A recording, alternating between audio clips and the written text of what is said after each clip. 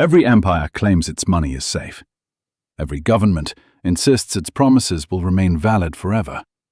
But every single time, history proves them wrong. From Rome to France, from the American Confederacy to modern-day Lebanon, millions of people have woken up to a brutal reality. Their savings turned to nothing. Their salaries lost their meaning, and their futures were stolen by the very systems they thought were unshakable. We are taught that financial collapse is a rare, freak accident, but that is a lie. Collapse is not an exception.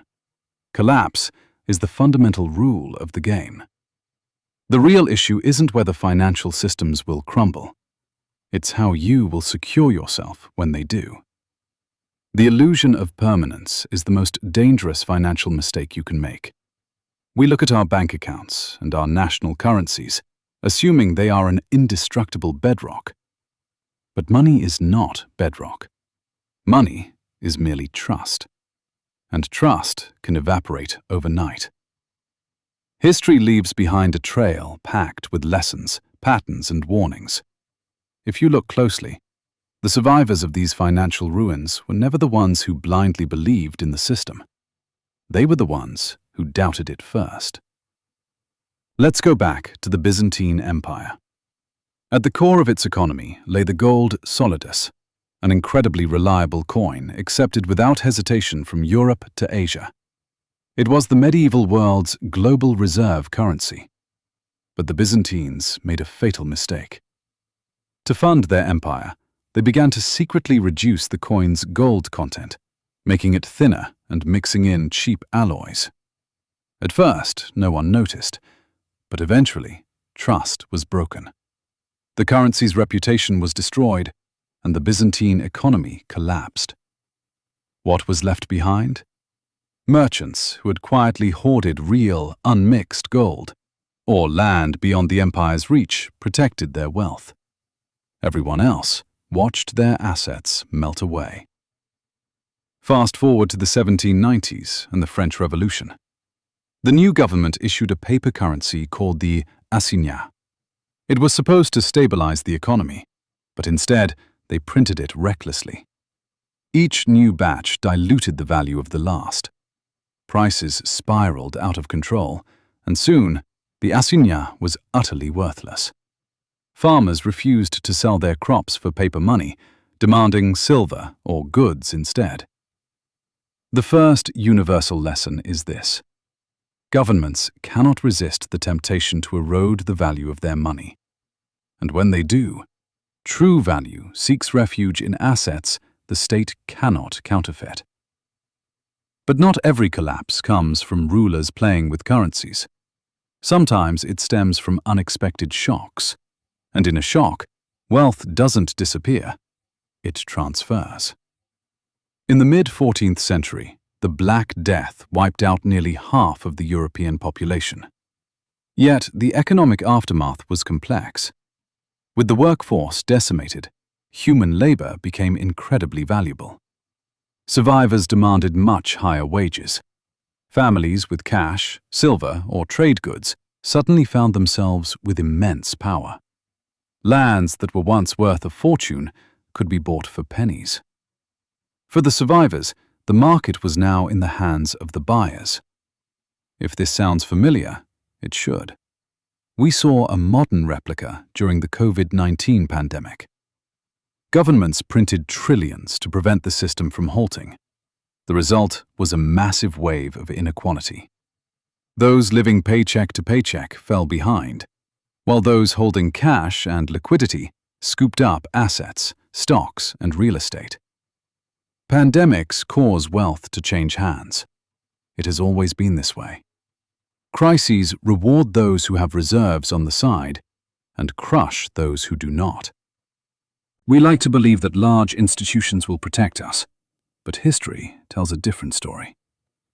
In the 1340s, Florence was the financial hub of Europe. Mighty banking families like the Bardi and Peruzzi extended colossal loans to kings. When the King of England defaulted, the banks went bankrupt, and depositors were devastated. The citizens learned a bitter truth. Too big to fail is a fairy tale as old as finance itself. Institutions are established to generate profit, not to guarantee your survival. This scenario is replayed every century.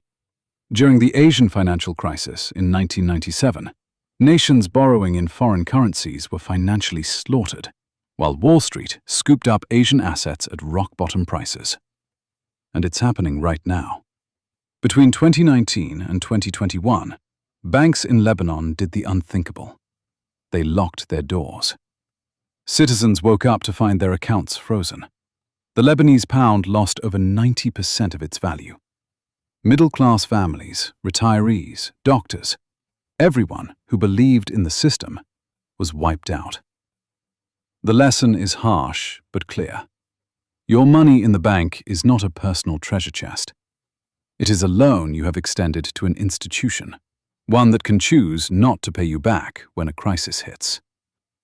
So, the ultimate question remains: how do you survive when the system collapses? History shows there is no single answer, but there is a clear pattern. In Byzantium, salvation was gold. After the Black Death, it was staying in cash to buy abandoned lands.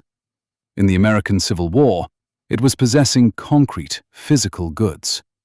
In Lebanon, it was stepping outside the system before the banks locked their doors. Survival comes not from blind faith in pieces of paper, but from grasping what will truly hold its value when the illusions shatter. Collapse is both a devastation and a massive opportunity. It is a time to gather wealth for a fraction of its former value, if you are prepared. Yet, wealth is not just about what you own. It is about what you can do. The people who survived the harshest tests of history were the ones who could produce value when everyone else was helpless. The baker, the craftsman, the farmer, the merchant.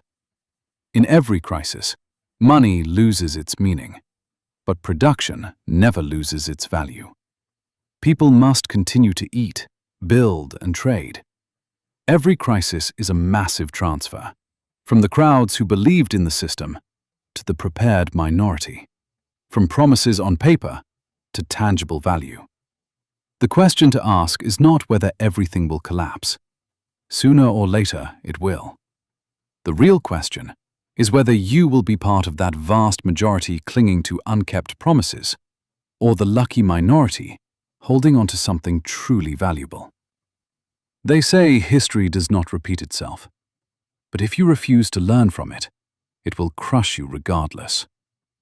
If you want to be further enlightened and learn the truths they don't teach you, do not forget to subscribe. I'll show you exactly where to look.